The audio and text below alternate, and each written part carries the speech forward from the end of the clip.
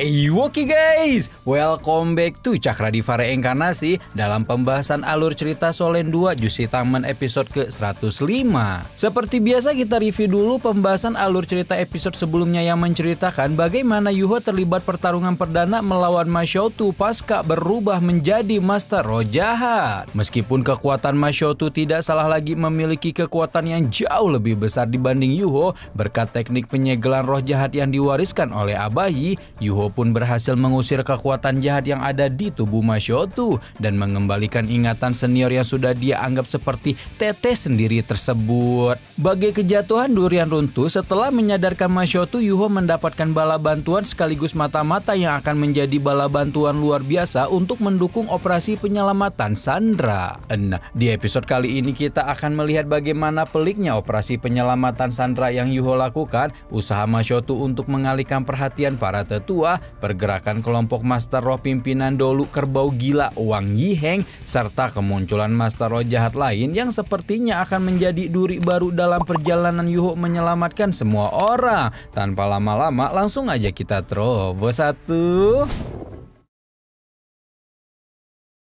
Sesuai dengan rencana operasi, begitu 3 jam berlalu, Yuho pun mulai bergerak dari tempat aslinya menuju pintu masuk parit kota, sementara rekan-rekannya yang lain juga melaksanakan bagian mereka masing-masing tidak terkecuali Heiseito. Mantan putra mahkota Kekaisaran Ryu itu memegang peran penting, yaitu untuk membuat kekacauan di kota sebagai tanda operasi penyelamatan telah dimulai. Heiseito meledakkan lebih dari 500 meriam jiwa yang diberikan oleh Yuho dan langsung menyebabkan kota Riseng meledak dalam huru-hara. Heiseito juga mengikuti instruksi Yuho untuk tidak mencari temannya yang lain karena pentolan Sekte Tang itu sudah mengingatkan agar mereka fokus menuju titik evakuasi setelah melaksanakan perang masing-masing. Ledakan meriam jiwa yang digawangi oleh Heiseito itu menyebabkan seluruh kota Riseng bergoncang hebat, di mana saking hebatnya goncangan tersebut sampai dirasakan antek-antek Dajjal Sekte Roh Kudus yang sedang berjaga di penjara air. Ma Xiaotu yang sudah mengetahui bahwa kekacauan ini merupakan tanda bahwa penyelamatan telah dimulai juga melakukan perannya sendiri, yaitu membawa 2 tetua Sekte Roh Kudus menjauh dari penjara ini. Akhirnya Ma Xiaotu pun mengajak keduanya untuk mengecek siapa orang yang telah menyerang kota Riseng, dan meskipun sempat mendapat pertentangan dari para tetua, akhirnya mereka tetap patuh mengingat posisi Ma Xiaotu di sekte memang sangat tinggi. Nah, yang bertinyi-tinyi memang apa sih posisinya Ma Xiaotu? Ma Xiaotu dan Tang Ya itu posisinya sama ya guys ya, yaitu putri suci atau ya kurang lebih kayak Huliena kali ya kalau di Solen 1. Makanya meskipun mereka masih muda-muda, para tetua sangat hormat dan takut karena bisa jadi para putri suci ini bakal menjadi ketua sekte masa depan. Gitu loh. Seperti biasa kalian gak akan dapatkan menjawaban ini dimanapun, cuman di Cakradivara yang dijelasin sedetail ini. Oke, balik lagi ke operasi penyelamatan yang sedang berlangsung. Karena Heiseito telah melakukan tugasnya untuk membuat kekacauan di kota, sekarang giliran kelompok 3 orang Susanshi, Ji Jochen, dan Ye Guyi yang mengambil tindakan untuk mengacaukan pasukan pertahanan kota sehingga kekacauan bisa berlangsung lebih lama. Ji Jochen melepaskan niat pedangnya, sementara Ye Guyi mengeluarkan wujud roh pelindung malaikat yang menyebabkan para penjaga kota auto lari tunggang langgang untuk menyelamatkan diri masing-masing. Ketika kelompok Susanshi telah menjalankan tugas mereka, Yuho melihat petanda waktu dan menyadari bahwa 1/3 waktu telah berlalu dan kini adalah waktu bagi dirinya untuk menjalankan apa yang menjadi tugasnya sendiri. Yuho berdiri di pintu masuk parit kota dan memanggil keluar sang gadis salju alias Sunu agar membekukan semua air yang ada di parit untuk menghentikan peredaran bubuk penghancur roh. Tanpa menunggu lama setelah parit dibekukan, Yuho pun telah sampai di depan pintu gerbang penjara air dan menghancurkan tralis besi itu hanya dengan 1 ayunan cakar emasnya.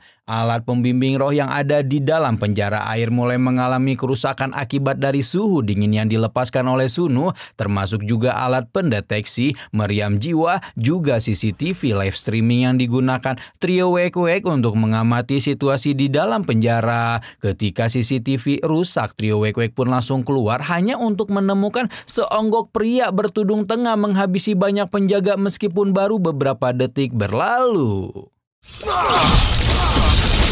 Bahkan meskipun Yuho adalah master roh tingkat tinggi, trio Wek-Wek masih tidak begitu khawatir karena dia datang sendirian dan malah mengolok-ngolok keberanian pria bertudung itu ketika menyebutnya terlalu ngebet mati dengan datang sendirian. Namun Yuho sama sekali tidak bergeming mendengar kejulitan itu, malah tertawa kecil ketika menyebut bahwa dia tidaklah sendirian.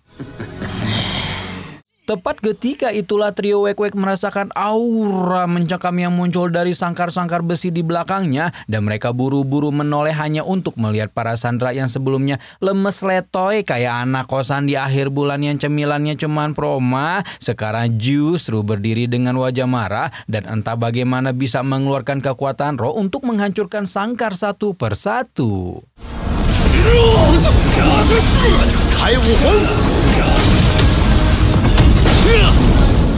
Hanya dalam beberapa menit yang singkat penjara air itu telah menjadi neraka untuk para antek Dajjal Sekte Roh Kudus karena posisi mangsa dan pemangsa langsung berbalik hanya dalam sekejap mata. Namun Yuho juga tidak mau tertahan lama-lama di dalam penjara dan segera memimpin semua sandera untuk keluar dari penjara air ketika kekacauan di dalam kota Riseng karena kelompok Sekte Tang juga belum berakhir. Para sandera itu justru menambahkan bumbu-bumbu pada kekacauan hingga membuat para penjaga maupun Sekte Roh Kudus tidak dapat meredam pelarian di tengah huru-hara yang merajalela.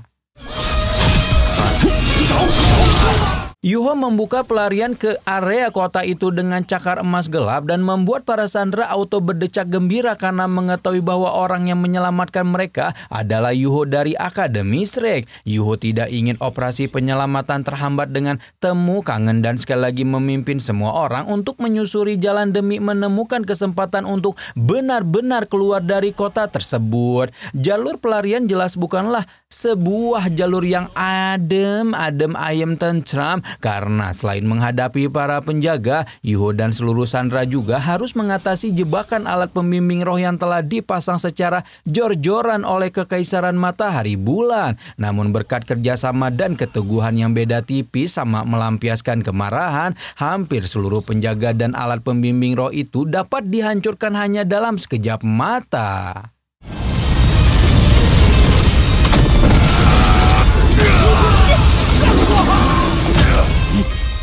Upaya pelarian itu menjadi semakin dan semakin lancar ketika Heseto juga turut membantu berhubung mantan putra mahkota Kekaisaran Ryu itu memang masih nongki di atas bangunan kota demi memberikan bantuan sesuai dengan instruksi Yuho. Gempuran meriam jiwa tingkat tinggi membuat para penjaga tidak mampu lagi menahan rasa takut mereka dan akhirnya sibuk menyelamatkan diri sendiri sehingga jalur pelarian pun terbuka lebar. Setelah membantu membuka jalur pelarian, Heseto pun bergerak secara soliter ke titik evakuasi dan tidak hanya Heseto, kelompok 3 orang Susanshi pun mulai menghentikan serangan mereka melihat setelah jam yang menunjukkan waktu operasi akan segera berakhir.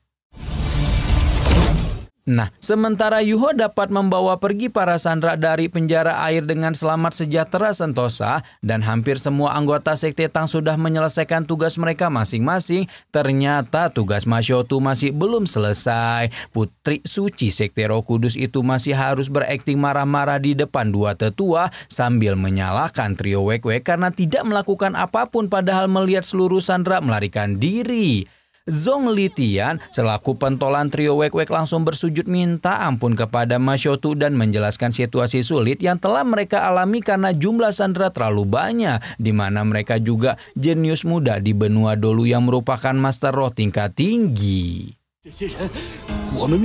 Masyotu masih berusaha mengulur waktu dengan memainkan drama curiga kalau trio Wek-Wek berkhianat sambil menantang mereka bertiga untuk membuktikan kalau penawar bubuk penghancur roh di dalam air memang tinggi. Dua tetua meminta Masyotu untuk tidak berbicara sembarangan karena krucil begitu. Trio Wek-Wek merupakan kepercayaan langsung ketua sekte. Lagi pula dibanding drama enggak penting seperti ini, dua tetua meminta Masyotu untuk fokus mengejar para sandera lebih dulu sebelum mereka diminta bertanggung jawab oleh Kekaisaran Ryu. Masyotu berharap dapat mengulur lebih banyak waktu untuk Yuho, tapi dia juga tidak bisa menolak saran dua tetua lagi kalau tidak mau dicurigai. Akhirnya Masyotu pun mau tidak mau mengikuti saran dua tetua dan memimpin mereka keluar dari penjara air untuk mengejar para sandera. Sementara itu seluruh sandera tengah dikejar telah keluar dari pusat kota Riseng dan sekarang sudah berlari menyusuri hutan di pinggiran kota tersebut. Setelah menyusuri hutan untuk waktu yang cukup lama, akhirnya Yuho dan para sandera pun bertemu dengan anggota sekte Tang yang sudah menunggu di titik evakuasi, kecuali Nan Qiuqiu yang memang diberikan instruksi lain oleh Yuho. Baru setelah bertemu dengan rekan-rekannya, Yuho pun memberikan kode yang membuat Heiseto menembakkan meriam jiwa, di mana berbeda dengan meriam jiwa biasa, meriam tersebut ternyata berisi ratusan alat pembimbing roh terbang yang sudah Yuho siapkan. Ratusan sandera yang melihat alat pembimbing roh terbang itu tampak gembira karena apabila lewat udara, pasti perjuangan mereka untuk melarikan diri akan berjalan dengan lebih cepat. Kegembiraan luar biasa itu, seluruh sandera merasa berterima kasih pada Yuho dan Akademi Shrek, bahkan tidak sedikit di antara mereka yang menyempatkan diri untuk memeluk pentolan sekte Tang itu untuk menunjukkan rasa syukur. Yuho melihat petunjuk waktu di tangannya yang berhenti bergerak dan menjadi khawatir karena Nan Qiuqiu belum juga sampai di titik evakuasi. Yuho juga melihat bom jiwa yang dia pasang sebelumnya meledak, di mana hal itu mengartikan bahwa pasukan Doluo Kerbau gila telah bergerak lebih cepat dari yang ia kira. Karena mengetahui bahwa musuh kuat mulai bergerak, Yuho pun meminta semua orang untuk segera mengevakuasi diri mereka masing-masing, tidak terkecuali kelompok penyelamat kecilnya. Namun ketika Heiseto mengajaknya untuk turut pergi, Yuho dengan tegas berkata dia akan mencari Nan Qiuqiu karena sebagai seorang kapten merupakan kewajibannya untuk memastikan seluruh anggota kelompok kembali dengan selamat. Abang-abangnya auto panik ketika memahami Yuho hendak melakukan hal nekat dan mengingatkan adiknya itu kalau masih ada Neng Wangdong yang nungguin dia. Sayangnya keputusan Yuho sudah bulat dan dia tidak akan pergi dari kota ini sebelum membawa serta Nan Qiuqiu bersamanya. Sementara Yuho bergegas kembali ke kota untuk mencari Nan Qiuqiu, Masyotu dan rombongan sekte Roh Kudus sudah sampai di pintu masuk parit kota ketika meminta semua orang untuk memperlambat langkah mereka.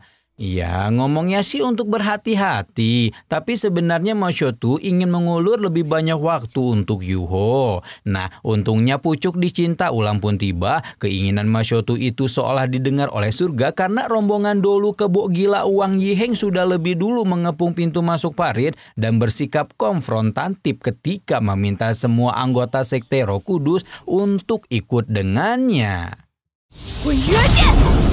Momen itulah yang dimanfaatkan oleh Masyotu untuk bersikap barbar dan pura-pura enggak terima dengan konfrontasi Wang Yiheng sebelum kemudian meledakkan 8 cincin rohnya sendiri di depan sang Dolu Kebo Gelo. Wang Yiheng cukup terkejut ketika melihat ada satu cincin ratusan ribu tahun yang dimiliki oleh Masyotu dan menanyakan apakah sekte Roh Kudus tidak mau tunduk kepada kekaisaran. Emang dasarnya Masyotu babar dan lagi mode drama untuk mengulur waktu. Mantan 7 kapten monster itu, 7 monster kapten, mantan kapten 7 monster Shrek itu langsung aja pasang badan berkata sekte Roh Kudus tidak akan tunduk pada siapapun dan menyebabkan pertempuran dengan Dolu Kerbo Gelo itu hampir pecah sebelum tiba-tiba Wang Tuanzhang. Tiba-tiba saja, sesosok perempuan bertudung muncul dari arah kota dan meminta Wang Yiheng untuk tidak ribut sendiri padahal orang yang ada di hadapannya adalah anggota sekte pelindung kekaisaran. Perempuan bertudung itu meminta Wang Yiheng untuk mengejar para sandera saja dan membuat si Dolu Kebo Gelo terpaksa menahan kekesalannya sendiri ketika memimpin pasukan untuk mencari sandera. Mas Shotu pun juga bergegas ikut pergi sambil membawa trio Wek-Wek dan membiarkan dua tetua tetap berada di parit untuk mengurangi ancaman untuk Yuho. Lebih dari itu, Mas Shotu membawa orang yang lebih lemah agar apabila melihat Yuho diganggu oleh Wang Yiheng, dia bisa mati-matian membantu adik kesayangannya tersebut. Dua tetua yang melihat sosok gadis bertudung bernama Wuyu itu muncul langsung bertanya di mana kakaknya, di mana kakak si Wuyu ini adalah Wuyun alias Markona. Jadi ternyata adiknya belum mati ya guys, malah berame-rame join sekte Roh Kudus dan jadi master roh jahat. Wuyu yang sudah menemukan jejak pembunuh kakaknya langsung mengajak dua tetua untuk ikut berburu dengannya, sementara itu Nan Qiuqiu sedang menyusuri jalanan kota ketika ditemukan oleh beberapa master roh jahat yang langsung mengeroyoknya.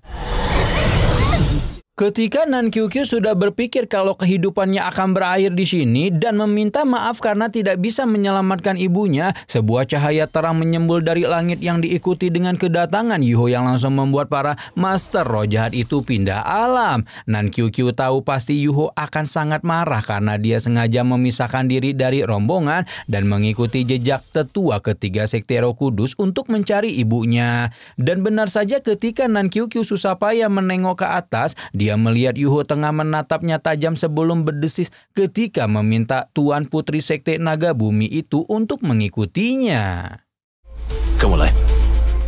Waduh, sumpah Solen 2 makin naik aja makin keren Yuho-nya ya guys ya, bener nggak? Coba tulis di kolom komentar. Memang kalau kita melihat sudut pandangnya ke Solen 1 memang ya jauh, memang beda ceritanya tuh nggak bisa disamain guys. Pasti yang muncul nanti kekecewaan. Tapi kalau misal kalian anggaplah Tangsan itu teh udah gitu, udah vakum gitu, pensiun, gak usah ikut cawe-cawe lagi gitu ya, kayak yang itu tuh. Nah itu pasti ceritanya tuh jadi bagus guys, Solen 2 ini teh. Apalagi ini udah naiknya udah makin bagus gitu ceritanya, nggak akan ngambil 4 pulau soalnya ini mah.